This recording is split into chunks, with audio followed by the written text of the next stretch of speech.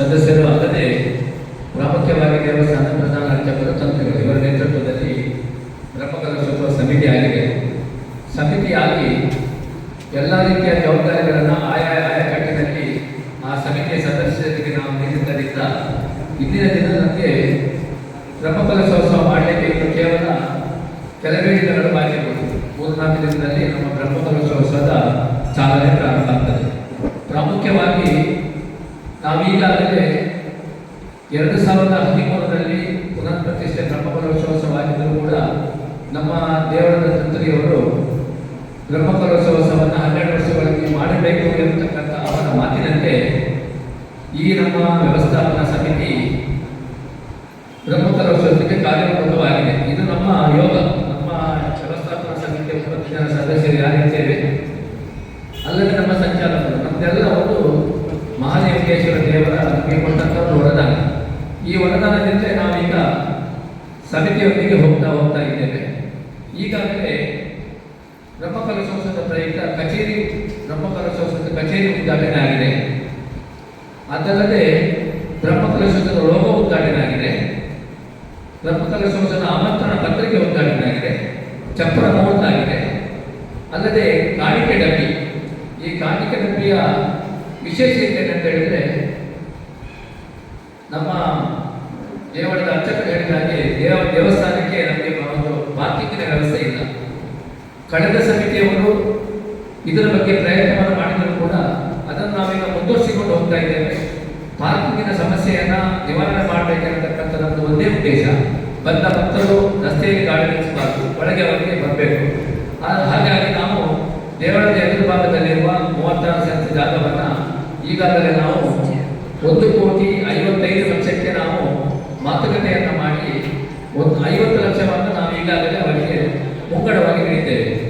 ಇನ್ನು 1,05,00,000 ನಮಗೆ 1 ವರ್ಷದ ಒಳಗೆ, ಅಂದರೆ ನಾಡು ಬರುವ ಏಪ್ರಿಲ್ನ ಒಳಗೆ ನಾವು ಅದನ್ನು ಕೊಟ್ಟು ದೇವರಿಗೆ ಆ ಜಾಗವನ್ನು ಸಮರ್ಪಣೆ ಮಾಡಬೇಕಿರತಕ್ಕಂಥ ಒಂದು ದೊಡ್ಡ ಆಸೆ ನಮ್ಮ ಎಲ್ಲ ವ್ಯವಸ್ಥಾಪನಾ ಸಮಿತಿ ಹಾಗೂ ಬ್ರಹ್ಮಕಲಶೋತ್ಸವ ಸಮಿತಿಯವರ ಇಚ್ಛೆ. ಈ ರೀತಿಯಾಗಿ ಜಾಗವನ್ನು ಮಾಡಬೇಕಿರತಕ್ಕಂಥ ಒಂದು ಉದ್ದೇಶದಿಂದ ನಾವು ಈಗಾಗಲೇ ದೇವಳದ ಒಳಗೆ ಒಂದು ಕೂಪನ್ ವ್ಯವಸ್ಥೆಯನ್ನು ಮಾಡಿದ್ದೇವೆ. ಕೆಲವು ಭಕ್ತರು ದೇವರ ಒಳಗೆ ಬಂದು ದೇವರಲ್ಲಿ ಪ್ರಾರ್ಥನೆ ಮಾಡಿ ನನ್ನದೊಂದು ಕಿರು ಸೇವೆ ಕೊಟ್ಟಿರತಕ್ಕಂಥ ಇಚ್ಛೆ ಅವರಲ್ಲಿದ್ದಾಗ 1,000ರಿಂದ 5,000 ಕೂಪನ್ ಅನ್ನು ನಾವು ಮಾಡಿದ್ದೇವೆ. 1,000 ಕೂಪನ್ ತೆಗಿಬಹುದು. ಅದು 5,000 ಮೇಲ್ಪಟ್ಟು ಆ ಕೂಪನ್ ಹೋಗುವುದಿಲ್ಲ. 1,000, 1, 2 ಈ ರೀತಿ ಹೋಗುವಾಗ ಅದು ನಮಗೆ ಎಲ್ಲ ಕೂಪನ್ಗಳು ಹೋದರೂ ಕೂಡ ನಮಗೆ ಅದಕ್ಕೆ ಬೇಕಾದಂತಹ ಜಾಗದ ದೇಣಿಗೆ ನಮ್ಮದರಲ್ಲಿ ಸಂಗ್ರಹ ಆಗ್ತದೆ. ಅದು ಅಲ್ಲದೆ ಚದರ ಮೀಟರ್ಗೆ 2,000 ರೂಪಾಯಿ ಲೆಕ್ಕದಲ್ಲಿ ಯಾರಾದರೂ ಕೊಡುತ್ತಿದ್ದರು ಅದು ಕೂಡ ನಮಗೆ ಒಂದು ಸಂಗ್ರಹ ಆಗ್ತದೆ.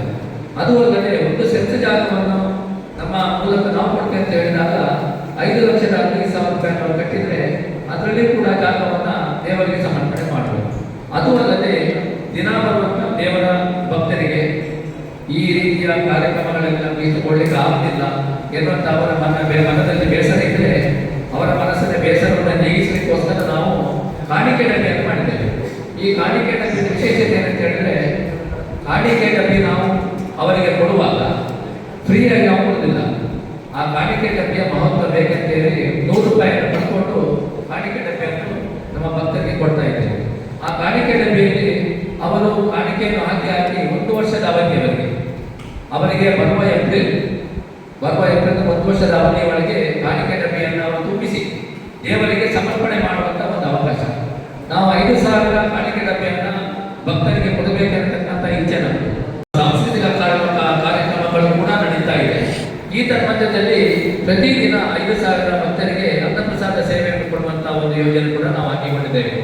16ನೇ ತಾರೀಕಿನಿಂದ ಪ್ರತಿದಿನ 5,000 ಭಕ್ತರಿಗೆ ಅನ್ನಪ್ರಸಾದ ನೀಡಬೇಕಿರತಕ್ಕಂಥ ನಮ್ಮ ಬ್ರಹ್ಮಕಲಶೋತ್ಸವ ಸಮಿತಿಯವರ ಒಂದು ನಿರ್ಧಾರ.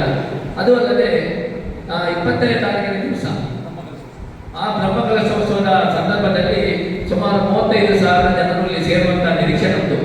ನಾವು ಈಗಾಗಲೇ ಈ 35,000 ಜನ ಬರುವಾಗ ಅಚ್ಚುಕಟ್ಟಾಗಿ ಪೊಲೀಸ್ ಇಲಾಖೆಯ ಮೂಲಕ ನಾವು ಒಂದು ಸುತ್ತಿನ ಮಾತುಕತೆ ಮಾಡಿದ್ದೇವೆ.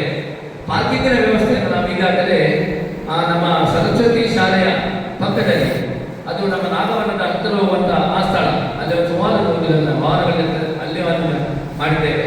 ಅದು ಅಲ್ಲದೆ ಇಲ್ಲಿ ಸುಗುಣ ಹೋಟೆಲ್, ಇಲ್ಲಿ ನಮ್ಮ ಬನ್ನಗಿಯಲ್ಲಿ ಸುಗುಣ ಹೋಟೆಲ್ ಅಂತ ಇದೆ. ಅದರ ಹಿಂಭಾಗದಲ್ಲಿ ಅದರ ಹಿಂಭಾಗದಲ್ಲಿರುವಂಥ ಆ ಜಾಗ ಅದನ್ನು ಕೂಡ ನಾವು ಪಾರ್ಕಿಂಗ್ ವ್ಯವಸ್ಥೆ ಮಾಡಿದ್ದೇವೆ. ಜಯಲಕ್ಷ್ಮಿಯ ಎದುರುಗಡೆ ಇರುವಂಥ ಪಾರ್ಕಿಂಗ್ ಅವರನ್ನು ಕೂಡ ನಾವು ತಗೊಂಡಿದ್ದೇವೆ. ಅದು ಅಲ್ಲದೆ ನಮ್ಮ ದೇವರ ಎದುರುಭಾಗದಲ್ಲಿ ಇಲ್ಲಿ ಕೆರೆ ಎದುರುಗಡೆ ವಾಡಿ ಪ್ರಭಾಕರ್ ಅಂತ ಹೇಳಿದ್ದಾರೆ, ಅವರ ಜಾಗವನ್ನು ಪಡ್ಕೊಂಡು ಅದರಿಂದ ಮುಂಚೆ ಲತಾ ಇಸ್ರಾಲ್ ಅವರ ಮೂಲಕ ಗದ್ದೆಗಳನ್ನೆಲ್ಲ ಪಡ್ಕೊಂಡು ಆ ರೀತಿ ಪಾರ್ಕಿಂಗ್ ವ್ಯವಸ್ಥೆ ಮಾಡಿದ್ದೇವೆ. ಮತ್ತು ಬನ್ನಂಜೆ ಬಿಲ್ಲವರ ಸೇವಾ ಸಂಘ ಅವರ ಸ್ಥಳ ಹಾಗೂ ನಮ್ಮ ಬನ್ನಂಜೆಯ ಭಾರತ ಮಾತೆಯಿಂದ ಕೆಳಗಡೆ ಇರುವಂಥ ಪಾರ್ಕಿಂಗ್ ವಾಹನ ಪಾರ್ಕಿಂಗ್ ಅದನ್ನು ಕೂಡ ನಾವು ಪಡ್ಕೊಂಡಿದ್ದೇವೆ. ಹೀರಾಬಾಗಿನ ಎದುರುಗಡೆ ಸುಮಾರು ಅಲ್ಲಿ 300 ವೆಹಿಕಲ್ ಇರುವಂಥ ವ್ಯವಸ್ಥೆ ಅದನ್ನು ಅದರ ಒಳಗೆ ಅದನ್ನು ನಾವು ಮಾಡಿದ್ದೇವೆ.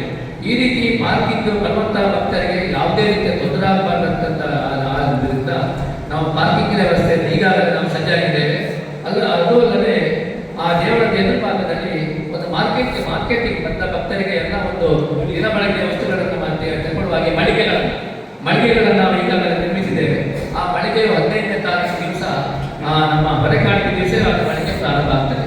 ಈ ರೀತಿಯ ಹಲವಾರು ನಾವು ಕಾರ್ಯಕ್ರಮಗಳನ್ನು ಹಾಕಿಕೊಂಡಿದ್ದೇವೆ. 35,000 20ನೇ ತಾರೀಕಿನ ದಿವಸ ಬ್ರಹ್ಮಕಲಶೋತ್ಸವದಲ್ಲಿ 35,000 ಜನರನ್ನ ಅವರು ಬಂದಂತವರಿಗೆ ವ್ಯವಸ್ಥೆ ಮಾಡುವಂಥ ಆ ಜವಾಬ್ದಾರಿಯನ್ನ ನಮ್ಮ ಬ್ರಹ್ಮಕಲಶೋತ್ಸವ ಸಮಿತಿ, ಧರ್ಮಸ್ಥಳ ಗ್ರಾಮೀಣ ಅಭಿವೃದ್ಧಿ ಯೋಜನೆ, ನವೋದಯ ಹಿಂದೂ ಸಂಘ ಮತ್ತು ನಮ್ಮ ದೇವಸ್ಥಾನದ ಮಹಿಳಾ ಸಂಘ, ಅದು ಅಲ್ಲದೆ ನಮ್ಮ ಹರಿಯಪ್ಪ ಕೋಟ್ಯಾನ್ ಕಾರ್ತಿಕ್ನವರು ಹರಿಯಪ್ಪ ಕೋಟ್ಯಾನ್ ಅವರ ಸಹಕಾರದಿಂದ ನಾವೆಲ್ಲ ಮಾಡ್ತಾ ಇದ್ದೇವೆ. ಅದು ಅಲ್ಲದೆ ಗಣೇಶೋತ್ಸವ ಸಮಿತಿಯವರು ನಿರಂತರವಾಗಿ ನಮ್ಮ ಈ ಎಲ್ಲ ಕಾರ್ಯಕ್ರಮದಲ್ಲಿ ಭಾಗಿಯಾಗ್ತಾ ಇದ್ದಾರೆ. ಇದಕ್ಕೆ ಎಲ್ಲದಕ್ಕೂ ನಮಗೆ ಮೂಲ ಪ್ರೇರಣೆ ಡಾಕ್ಟರ್ ಟಿ ಶಂಕರ್ ಅವರ ಮಾರ್ಗದರ್ಶನದಲ್ಲಿ ನಾವು ಎಲ್ಲ ಕಾರ್ಯಕ್ರಮವನ್ನು ಮಾಡ್ತಾ ಇದ್ದೇವೆ. ಇವತ್ತಿನ ಪತ್ರಿಕಾಗೋಷ್ಠಿಗೆ ಅವರು ಬರಲೇಬೇಕಿತ್ತು, ಆದರೂ ಅವರಿಗೆ ಅನಿಶ್ಚಿತ ಕಾರ್ಯಕ್ರಮಗಳಿರುವುದರಿಂದ ಅವರು ಪತ್ರಿಕಾಗೋಷ್ಠಿಗೆ ಬರಲಿಲ್ಲ. ಈ ರೀತಿಯ ಹಲವು ಕಾರ್ಯಕ್ರಮಗಳನ್ನು ನಾವು ಹಮ್ಮಿಕೊಂಡಿದ್ದೇವೆ. ನಮಗೆ ಮುಖ್ಯ ಉದ್ದೇಶ ಅಂತ ಹೇಳಿದ್ರೆ ಬ್ರಹ್ಮಕಲಶೋತ್ಸವದ ಈ ಸಂದರ್ಭದಲ್ಲಿ ಜಾಗವನ್ನು ಖರೀದಿ ಮಾಡುವಂಥ ವ್ಯವಸ್ಥೆ ಭಕ್ತರ ಮೂಲಕ ಆದರೆ ಖಂಡಿತವಾಗಿ ನಾವು ಹಲಿಗೇಶ್ವರ ದೇವರು ಏನು ನಮಗೆ ಪ್ರೇರಣೆ ಕೊಟ್ಟಿದ್ದಾರೆ, ಆ ಕೊಟ್ಟಂಥ ಪ್ರೇರಣೆ ಸದುಪಯೋಗ ಆಗ್ತದೆ ಅನ್ನತಕ್ಕಂಥ ಮಾತನ್ನು ಹೇಳಿ ನನ್ನ ಪ್ರಧಾನ ಅರ್ಚಕರಾದ ವಾಸ್ತುಪೋಜಕರು ಎಲ್ಲ ವಿಷಯ ವಿವರವಾಗಿ ಹೇಳಿದ್ದಾರೆ. ಇದರ ಪಾವಿತ್ರ್ಯತೆ ಹಾಗೂ ಇದರ ಪ್ರತಿಯೊಂದು ವಿಶೇಷತೆಯನ್ನು ಕೂಡ ಅವರು ಮನಮುಟ್ಟುವಂತೆ ಎಲ್ಲರೂ ಕೂಡ ತಿಳಿಯುವ ಹಾಗೆ ಇದರ ಬಗ್ಗೆ ಇತಿಹಾಸವನ್ನು ಬಗ್ಗೆ ಪುರಾವೆ ಸಹಿತವಾಗಿ ಎಲ್ಲರೂ ತಿಳಿದು ಮಾಡಿದ್ದಾರೆ. ವಿಶೇಷವಾಗಿ ನಾನು ಈ ದೇವಸ್ಥಾನದ ತಂತ್ರಸ್ಥಾನದಲ್ಲಿ ಕೂಡ ನಾನು ಏಪ್ರಿಲ್ 20ನೇ ತಾರೀಕಿಗೆ ಬೆಳಿಗ್ಗೆ 9:15ರ ಶಿವಮೊಗ್ಗದಲ್ಲಿ ಮಹಾಕುಂಭಾಭಿಷೇಕ ಬ್ರಹ್ಮಕಲಶ ಅಭಿಷೇಕವನ್ನು ಮಾಡುವುದು ನಿಶ್ಚಯ ಮಾಡುವುದು ಅಂತ ಹೇಳಿಕೊಂಡು ಅಭಿಷೇಕವನ್ನು ಮಾಡುವುದು ಹೇಳುವಂಥದ್ದೇ ಎಲ್ಲ ಸಮಸ್ತ ಗ್ರಾಮಸ್ಥರು ಹಾಗೆ ವ್ಯವಸ್ಥಾಪಕ ಸಮಿತಿಯವರು ನಿರ್ಧರಿಸಿಕೊಂಡು ಈಗಾಗಲೇ ಸುಮಾರು 2 ತಿಂಗಳಿನಿಂದ ರಾತ್ರಿ ಹಗಲು ನಿಸ್ವಾರ್ಥವಾಗಿ ಅದಕ್ಕೆ ಬೇಕಾದ ಹಾಗೆ ಎಲ್ಲರೂ ಓಡಾಡಿಕೊಂಡು ಎಲ್ಲ ಪ್ರತಿಯೊಂದು ವಿಷಯದಲ್ಲಿ ಕೂಡ ಅದಕ್ಕೆ ಬೇಕಾದ ಕಣಕ ಹಾಗೂ ಏನೆಲ್ಲ ವ್ಯವಸ್ಥೆಗಳು ಬೇಕು ಅದನ್ನೆಲ್ಲವನ್ನು ಕೂಡ ಮಾಡ್ತಾ ಇದ್ದಾರೆ, ಮುಂದುವರಿಸಿಕೊಂಡು ಹೋಗ್ತಾ ಇದ್ದಾರೆ. ಸೊ ತಾವೆಲ್ಲರೂ ವಿಶೇಷವಾಗಿ ನಮ್ಮ ಪತ್ರಿಕಾ ಮಾಧ್ಯಮಗಳು ಈ ವಿಷಯವಾಗಿ 20ನೇ ತಾರೀಕಿನ ಮಹಾಬ್ರಹ್ಮಕಲಶೋತ್ಸವವನ್ನು ಎಲ್ಲರಿಗೂ ಮನೆ ಹಾಗೂ ಮನಕ್ಕೆ ಮುಟ್ಟುವ ಹಾಗೆ ಪ್ರತಿಯೊಬ್ಬರಿಗೂ ಅದನ್ನು ಸಿಗುವಂಥ ಸೇವೆಯನ್ನು ನಾವುಗಳು ನಮಗೆ ದೇವಸ್ಥಾನದ ಪರವಾಗಿ ಸಹಕರಿಸಿಕೊಂಡು